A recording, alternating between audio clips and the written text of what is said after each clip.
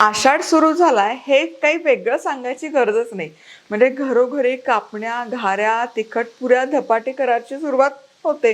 बरं, या कापण्या खुसखुशीत होतात, चामट चिवट होत नाही, यासाठी खूप साऱ्या टिप्स सकट ही रेसिपी केलेली आहे. त्यामुळे व्हिडिओ निगुतीने शेवटपर्यंत नक्की बघ. बरं, तुम्हाला सांगते, आषाढ स्पेशल मस्त काहीतरी घेऊन येणार आहे. म्हणजे तुम्हाला चला हिंटही देऊन टाकते. नॉनव्हेज तुम्ही जर खात नसाल पण नॉनव्हेज करायचं आहे, पण तो सगळा घाट कुटाणा काहीही करायचं नाही, तर आषाढ स्पेशल काहीतरी मस्त आहे. कमेंट करून नक्की कळवा काय असेल. 5 लकी विनर काढणार आहे आणि या लकी विनरची नावं शुक्रवारी लाईव्ह येणार आहे, त्या दिवशी अनाऊन्स करणार आहे. चला पटापट गेस करा काय असेल ते. खुसखुशीत कापण्या करण्यासाठी साहित्य काय काय घेतलं ते बघूया. 2.5 कप गव्हाचं पीठ घेतलंय, अर्धा कप गूळ, 1 चमचा बडीशेप, खसखस, चिमूटभर मीठ आणि 2 चमचे बेसन. बरं, साहित्याचं प्रमाण अगदी अचूक आहे. डोळे मिटून फॉलो करू शकता. अगदीच तुम्हाला खूप या व्यवस्थित गोड होतात, पण आणखी गोड हवा असेल तर तुम्ही थोडंसं 2-3 चमचे गूळ वाढवा. खूप गूळ नका वाढवू. पाण्याचं प्रमाण वाढवायची गरज नाही आहे. तर इथे अर्धा कप गूळ आणि जितका गूळ आहे तितकंच पाणी घ्यायचं. अर्धा कपच पाणी. गॅस सुरू करते आणि गूळ शिजवायचं वगैरे नाही, फक्त तो विरघळला पाहिजे, पाण्यामध्ये एकजीव झाला पाहिजे. इथे मिश्रण व्यवस्थित गरम झालं. हे बघा, गुळाच्या पाण्याला छान उकळी देखील आली आणि गूळ विरघळला देखील व्यवस्थित. आता याचा पाक वगैरे करायचं नाही, फक्त ही अशी एक उकळी काढून घ्यायची. आता हे गुळाचं मिश्रण गाळून घ्यायचं, म्हणजे गुळामध्ये जर काही कचरा असेल तर तो सगळा निघून जाईल. हे तर यामध्ये चमचाभर साजूक तूप. हे मिश्रण गरम गरम असतानाच घाला. तुपाऐवजी तेल घातलं तरी काही हरकत नाही. आता या मिश्रणात थोडंसं जायफळ. जायफळमुळे ना गुळाचा कुठलाही पदार्थ असो तो खूप रुचकर होतो, आणि असं गुळाच्या पाण्यात जायफळ घातलं की ते मिसळलं देखील छान जातं. तर यामध्येच चिमूटभर मीठ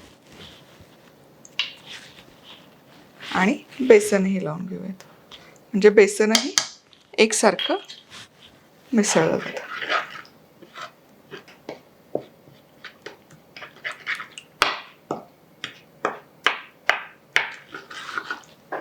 आता यामध्ये गव्हाचं पीठ,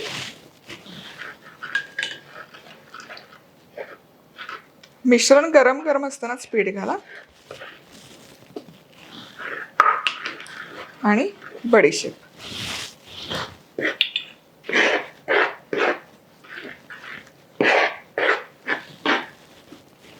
आणि जसं मी सांगितलं, प्रमाण अगदी अचूक आहे.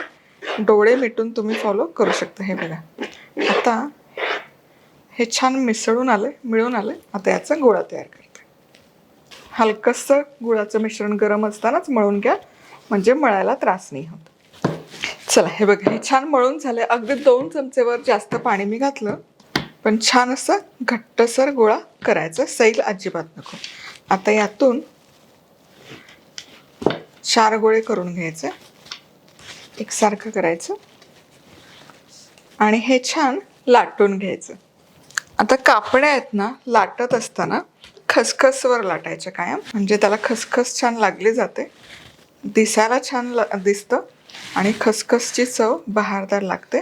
खसखस अशी पसरवायची, यावर हा उंडा ठेवायचा आणि हे लाटून.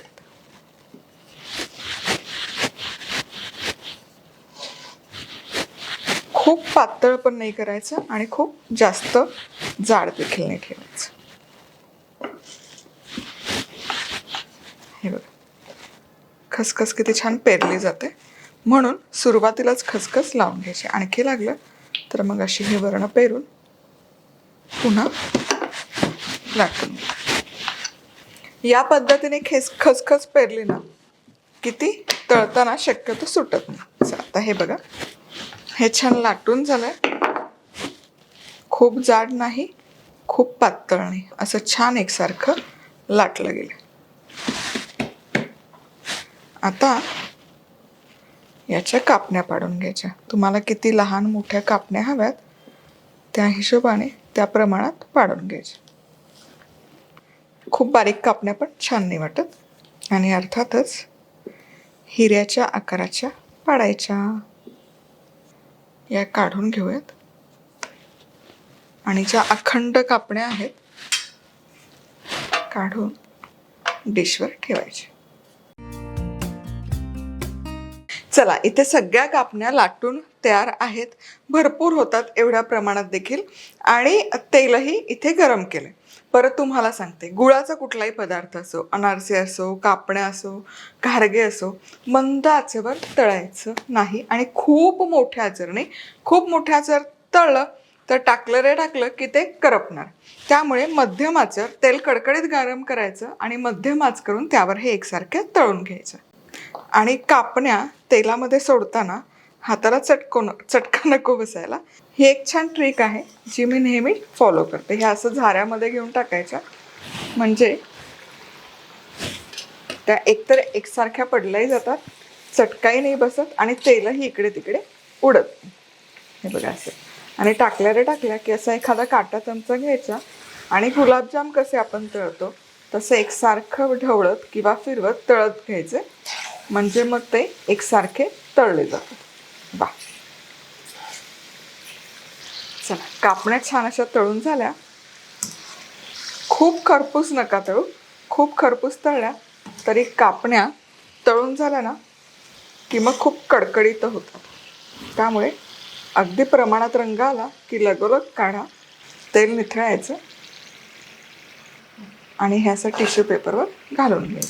कारण हे तळून जरी झाल्या तरी याची कुकिंग प्रोसेस पुढे सुरूच राहते. त्यामुळे थोडंसं एक स्टेप आधी तळून काढायचे. चला, आता याच प्रकारे सगळ्या कापण्या तळून घेते.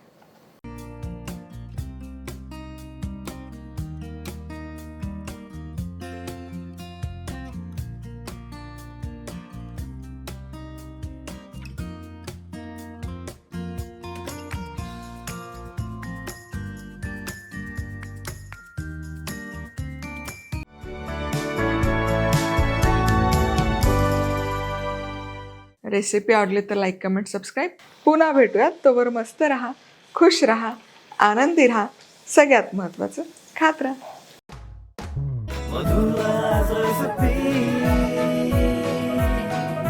मधुराज रेसिपी, महाराष्ट्राची अस्सल चव.